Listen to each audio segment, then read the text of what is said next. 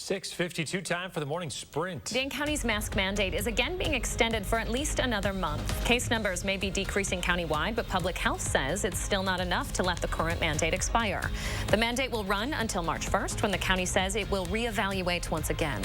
Breaking news from the NFL this morning. The Denver Broncos are hiring Green Bay Packers offensive coordinator Nathaniel Hackett.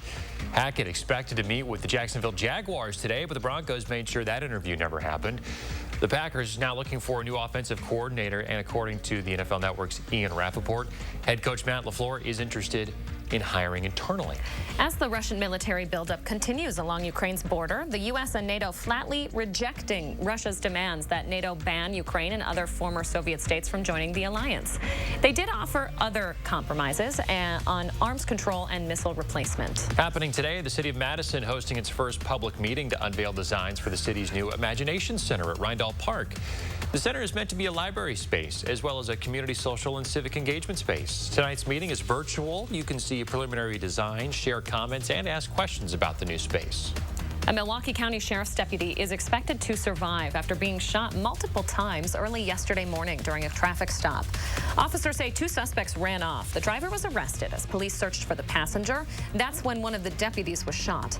The suspect was later trapped and then shot themselves. They died on the scene. Neither the officer nor the suspect are being identified. Republican lawmakers trying once again to legalize medical marijuana in Wisconsin. State Senator Mary Filskowski and Representative Patrick Snyder introduced a bill yesterday that would create a new state commission to regulate medical marijuana. The same bill also introduced last session. It didn't gain much traction, though. Both Assembly Speaker Robin Vos and Governor Tony Evers, though, have expressed support on legalizing medical marijuana. Badger basketball star Brad Davison is chasing down history today in Nebraska. If he scores 2 3-pointers, he will be the best 3-point shooter in Badger basketball history.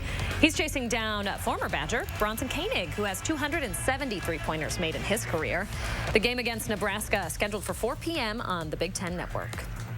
A member of the DNR's policy board is suggesting the agency's new wolf management plan shouldn't include a specific population number. Instead, they would have metrics decide whether the population should be reduced or allowed to grow. The department's current wolf management plan dates back to 1999. It has a population goal of 350 wolves. Estimates put the current population at around 1,000. President Biden is expected to make an official announcement today about Supreme Court Justice Stephen Breyer's retirement.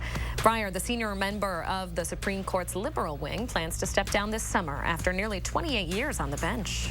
Amy Schneider's 40-game win streak on Jeopardy has come to an end. Roan Talsma, a librarian from Chicago, is the new Jeopardy champion crowned yesterday. She goes home with more than $1 million, $1,380,000 in winnings for Schneider. Schneider's winning streak puts her as second longest running in Jeopardy history, right behind Ken Jennings. And a beautiful way to put a bow on our forecast is that we're going to be seeing some 20s and seasonally cold temperatures for us, much better than what we've had over the past couple of days. May see a few flurries for us as well, but then just know after today, we're going back to some bitterly cold temperatures really briefly. And then it's going to be a roller coaster ride for us after Fridays. We're going to try to increase and just see a bit of improvement heading into next week, but then we will be back to some chilly conditions heading into the late part of next week as well. Back to you guys. Julian, thank you so much. Thanks for joining us this morning, folks. Have a great Thursday. We'll be back in half an hour for a news and weather update.